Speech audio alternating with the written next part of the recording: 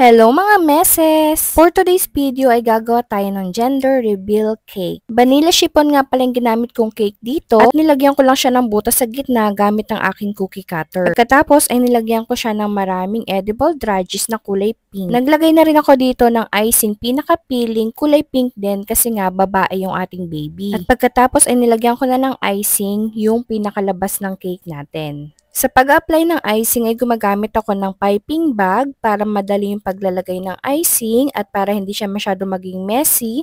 At gumagamit din ako ng turntable para mabilis siya yung paikot-ikutin. Yung color nga pala ng icing ay kulay cream. So, kulay puti lang yan na nilagyan ko ng konting-konting yellow lang. Pagkatapos ko mag-apply ng icing, ayan, at papakinisin ko na siya gamit ang aking metal spatula. Kailangan kapag nagpapakinis ka ng cake, magaan lang yung kamay mo. After ko sa ibabaw, ito namang gilid or yung body ng cake, yung papakinisin ko, gamit ko naman dito yung aking plastic scraper. Pagkatapos ko mapakinis yung body ng cake, ito namang top or ibabaw ng cake, yung lilinisin ko ulit. Tatanggalin ko lang yung mga excess dyan, gamit yung metal spatula pa rin. Actually, itong cake na to, no need mo naman napakinisin yung ibabaw. Yun nga lang, nasanay kasi ako na laging pinapakinis yung top ng cake. Kaya ayan, ginagawa ko na rin.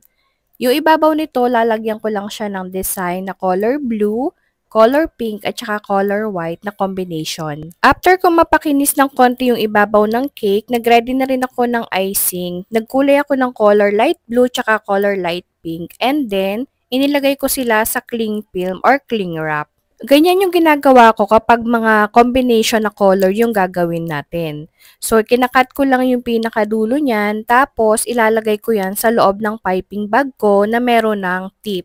Kapag mas madaming color yung kailangan mo, mas madami ka ding ilalagay dyan sa cling wrap. Pwede yon kahit 3, 4, or 5 colors pa yan na sama-sama. Star tip nga pala yung ginamit kong tip dito at ayan na siya.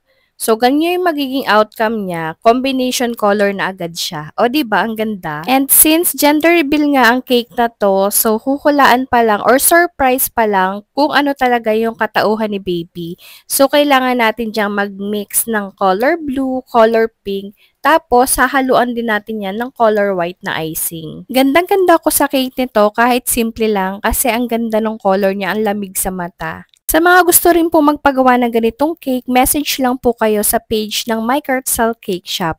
By the way, here's the final outcome ng ating gender reveal cake. Sana nagustuhan nyo din. Bye!